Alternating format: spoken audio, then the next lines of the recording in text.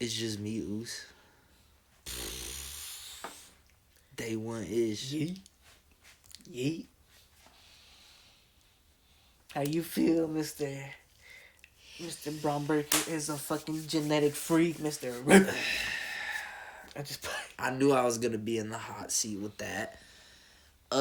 Fucking honestly, like, not tripping at all, cause I feel like this full Braun, like, bro, still so early in his career and has already done so much. Like, this is how I look at it. All the people who got called up from NXT around the same time as him, yeah. Carmelo Hayes, Ilya Dragunov, who were supposed to be like the big people yeah. that were supposed to shake shit up. Tiffany Stratton was another one. Tiffany's been the only one Besides, yeah. who you can say has like been on that same level as Braun. And even then, you can make an argument that Braun has already done more with the fact that he's actually put some shit around his waist, not just the money in the bank.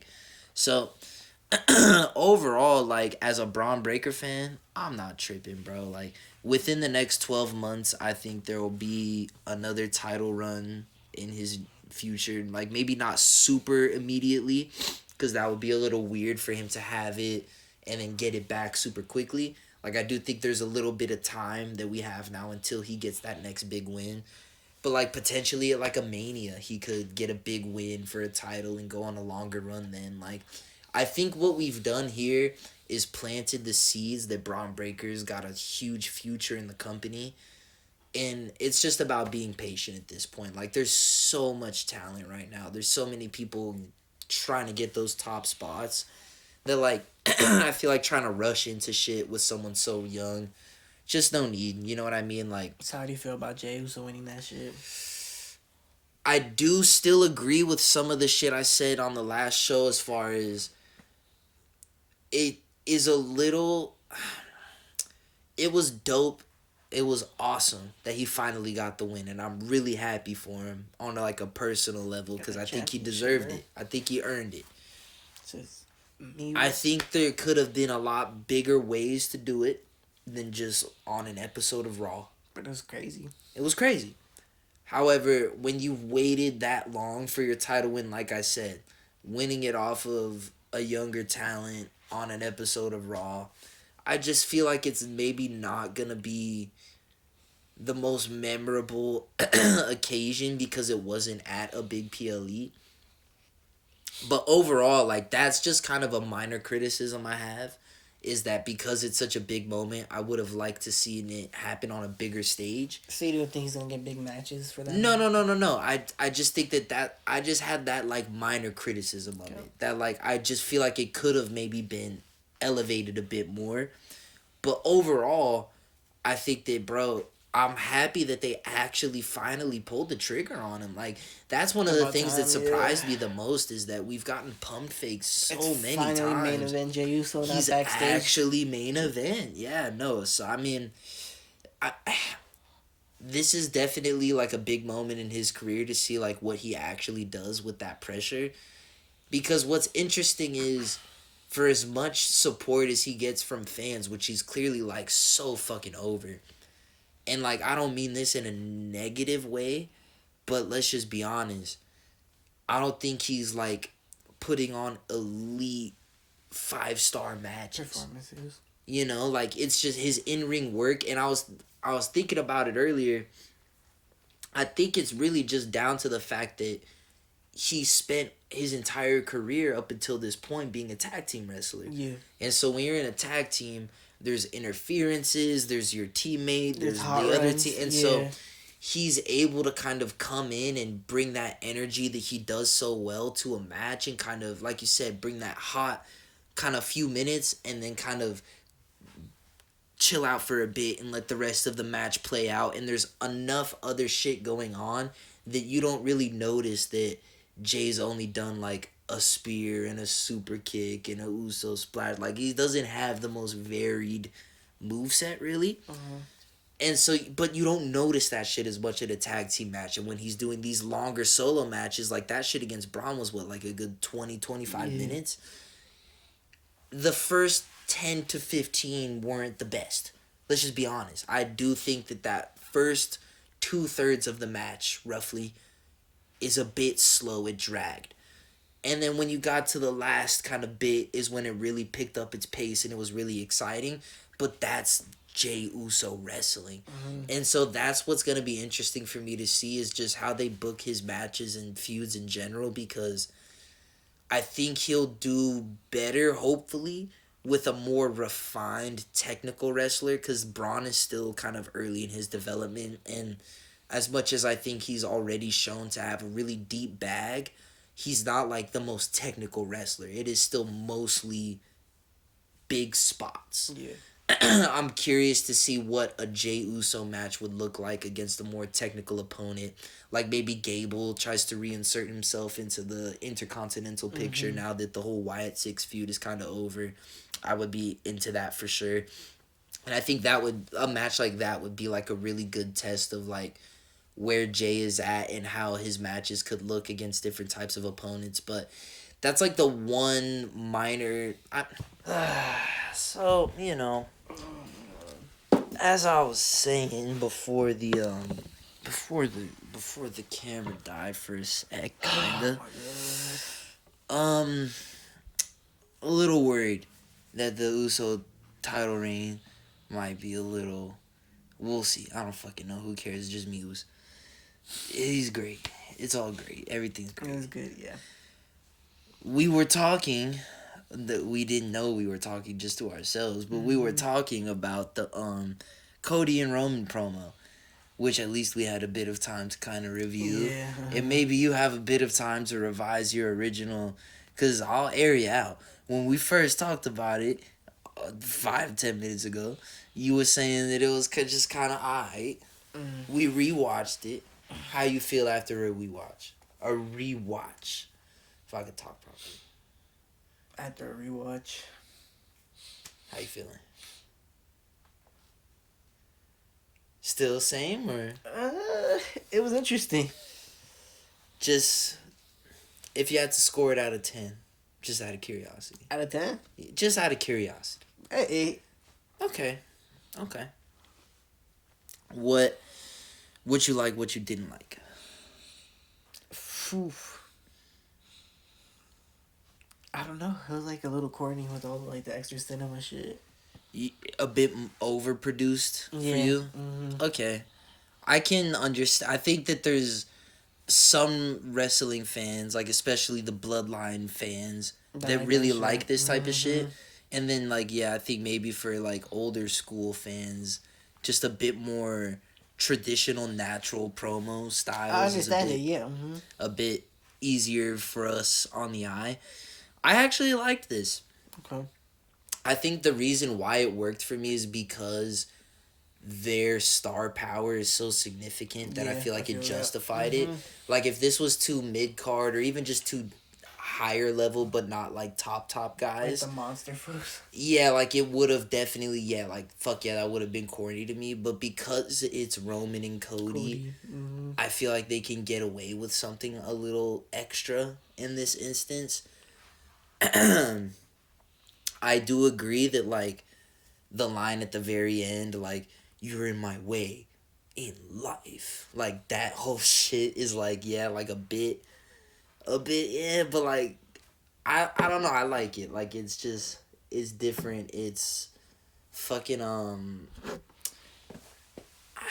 don't know. It fits Roman. It fits Roman. It fits Cody in this current kind of era that we're in.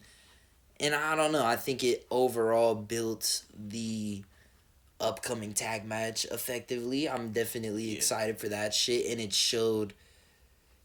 I think it was important because it reignited the fire. Because before that promo, we didn't really know where things stood between Cody and Roman. We didn't know if they were kind of on some like, all right, fuck it, like we beefed it, it's cool now, or like how they were all feeling about it. And so to see that, like, get that firm confirmation that Roman is still like harboring this deep grudge and he's like trying to rebuild himself as no longer the tribal chief and a man with nothing to lose. Yeah. And reestablishing Cody now as the top guy and now being the one holding all the cards. Like, this is the first time they've really interacted at all since Mania. Yeah. And so to me, like, it was a really great promo to reestablish the pecking order in a way of like Cody at this moment is the top guy. And Roman was forced to, no pun intended, acknowledge that. And I think that progressed both characters in an interesting way because Cody's hasn't ever gotten to get really that kind of fuck you in your face moment because Roman just kind of disappeared off of the program after the loss. So this was his moment to kind of assert himself against the guy that he was chasing for so long. And it was Roman's chance to kind of plant a new flag in the sand is like, I'm not the tribal chief anymore, but this is who I am. Like, I'm by myself. I don't have my wise man. I don't have my Usos. I don't have my Ulafala, but I don't need none of that shit to be me. And I don't know. I think it did a really good job of establishing kind of just where we're at with the two most popular wrestlers in the company. So I hear you that it was a bit much at times, but like I said, I think because it's these two guys in this specific promo where it's their first real face-off since Mania, I think it's justified. I was into it. I thought it was strong. And I do think that tag team match will hopefully be a fucking banger. That shit's gonna be interesting. It's gonna be very interesting. I'm gonna see how Roman does act, bro. Yeah, no, The whole known to fucking turn his back, bro. No, 100%. That's gonna be like the interesting dynamic with the whole match is like, are they actually going to, like they were kind of discussing, have each other's back, or are they gonna be fucking each other over? It's gonna be very, very interesting, especially with everything that the Bloodline 2.0 is cooking up recently, because I think they've done a great job, honestly. I think Solo's done really well because he's got the whole crowd on top of him every week, the whole We Want Roman shit, and he's ridden that really well. Obviously, Jacob is just fucking next level. Tama Tonga's been stepping up a bit more. You got Tongaloa. It's just gonna be Jacob and being Solo himself. now. Huh? It's just gonna be Jacob and Solo now. Yeah, but you know that the other two are gonna be involved in some way, shape, or form. You got to imagine. So, I'm just saying, like, overall, this is a match that I'm excited for. I do still hear some of the criticisms. I've seen people saying that it would have been just more fitting for the story if it had been Jimmy Uso partnering with Roman or even Jay. I feel it. I get where people are coming from with that, but I'm also never gonna complain when we get such a historic, interesting matchup, bro. You know, especially when it's not something that gets done very often. That's like a back in the day, Randy, John Cena team. Exactly. This is a really exciting little feud that we got going on, little storyline. So I'm excited with all that shit. Just some other random shit I wanted to talk about briefly. Damage Control confuses the shit out of me. Yeah, bro. And this is my thing. So the whole going into WrestleMania, they like fucked over Bayley, big time heels. Yeah. And then at some point, like, they've become babyface. Yeah. What happened? Did I miss something? I watch every episode of Raw and SmackDown every week. I watch them. I don't remember what Damage Control did to turn face. I don't know why they're getting positive reactions now. And they're like being kind of respectful with this whole thing with Bianca and Jade that they're doing. It's just weird. I'm not against it because they're getting cheered on by the crowd. And that's why I'm saying, like, I don't know if I just am forgetting something, if I miss something. I do really fuck with Io Sky as a wrestler. I think she's fucking top tier talent in ring. I don't know. Just wanted to bring it up as like I'm just confused. I guess they're kind of going face. I don't know. No, they for sure. I think at this point you'd have to say they're in the babyface camp. You gotta say that. I just don't know when this happened because they were such obviously heels. And then, like, at some point, I just don't know if I was not paying enough attention to what they were doing and shit just switched. But, yeah, just a bit confused. Again, not, like, upset about it. I'm just a bit lost. Just a bit lost, that's all. And then fucking Dom is gonna be in a Shark Tank. That shit reminds me of the throwback, like how he said it on the Logan Paul podcast that he was gonna hang up when he was a little kid. Yeah, Now they yeah. actually hang his ass up. Bro. I That's do think that bro. part of it is kind of attached to that. There's no way that people didn't think about that when they were discussing all this. Hilarious, bro. Really curious to see like what the actual setup is gonna be. Like, is he gonna be hanging from the roof? I guess, or is it suspended above the ring? Or is it a cage match? No, see, I don't. I think the way they described it is he's the one in a shark tank, yeah, which is like a small little cage. But I think they described it as if he was gonna be suspended above the ring. Yeah, the ring, yeah. In the whole cage above the ring is a lot. I guess. It's a lot going on. I don't know what the fuck they're gonna do, bro. I hope that everything is set up That's not gonna be able to interfere, bro. Cause I mean, yeah, no shit. I hope the cage doesn't interfere with him. Is my worry. They're probably gonna put him that high. It just scares me because obviously you don't want it. But in the event that thing were to fall, there's nothing he can do to brace for impact because the cage is gonna take the impact, and so whatever he does, it's gonna. I want to see what the cage looks like. They're probably gonna preview it on Monday night, right? I doubt it. I doubt they'll preview it. I think it's something they'll want to save it for the big reveal on the actual match, and it's also I think it's just gonna be a Shark Tank. Like, did you ever watch like the Discovery Channel Shark Week as a kid? Put him, like, it's like not super tiny, but it's not huge either. It's like I'd say maybe. 4 by 6 feet, something like that, like a little square, yeah, and you're in a mini person cage. So I mean, I am confused about the setup.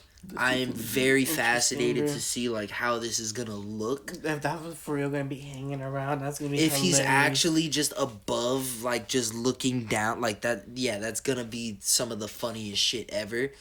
I just can't help but be a little worried because like that's so much weight suspended from the air. That's scary.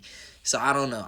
I know that people are really good at physics, and so hopefully they'll be able to figure it out, but that's crazy. I don't want to go too much down a negative rabbit hole, but we do know that there is a history in this company of Triple H really knew that certain things similar in nature of this going really, really, really wrong. Triple H is not Vince, bro. Going really wrong, and I don't know if they're gonna. That's what I'm saying. They're not gonna suspend him that high. I feel like. Okay. I don't know, man. It's got to be high enough to where it's not interfering with the in-ring action, so it's got to be high. Because Liv Morgan will be fucking around jumping off the top rope here and there, too. Is it going to be on top of the ring? I thought that's what... where else would it go? Above the fucking commentary? Like... You just like put it like over there, like in the fucking front, you know how they like by the entrance and shit? Yeah, maybe that could work, I guess. Just lift it up a little bit and shit. That could, yeah. Where he's kind of... But, see, I would assume they'd want him somewhere where he's still close enough to, like, react and be involved in the story playing out in the match. But obviously, like you said, like, not interfere physically. So it'd be kind of awkward for, like, them cutting to him all the way at the entrance ramp and then, like, back to the ring and back and forth. Like... I don't know. I was just when they first described it when I was watching the show, my first assumption is like the picture in my brain is this fool in a cage above the ring in the middle, as if it's a ladder match and like they got to climb and get him out or something. Like obviously I know that's not it, but like that's what I'm picturing in my head. Morgan's probably gonna do, yeah. That's what, yeah, I mean, yeah, probably. So I mean, I'm confused at how this match is gonna play out. That's all. I'm excited for it because I think that the storyline that we've got going with Liv and Rhea and just everything with the whole Terror Twins and Judgment Day is some of the best stuff in wrestling right now. And I think that the whole Dom element and him being out there but not being able to interfere There's is a really whole interesting. fucking interesting element. Just very curious of how this actually looks and how this actually plays out. That's all. Hey man, Dirty Dom's getting locked up, bro. That shit was fucking hilarious when they were first like explaining it to him, Adam Pearce, and he's like telling him like, "Bro, I can't go back. I can't go back." It's like, bruh. Chill the boy out, bro. I can't go back. Mr. Guy's film. That shit was funny as hell. But yeah, man, I mean, it was definitely an interesting little week in wrestling. I think we're building towards hopefully That was a a decent strong Raw. PLE. And yeah, Interesting, fucking, bro. dude, it's just me who's day one ish. Crazy, man. Crazy. It's gonna be an interesting fucking, yeah, like you said, PLE, bro. Hell yeah. We will see, man. We will see. 49. I don't know the Eli and Luis Show in the books, bro. Got that shit, bro. Motherfuckers are cooked, bro.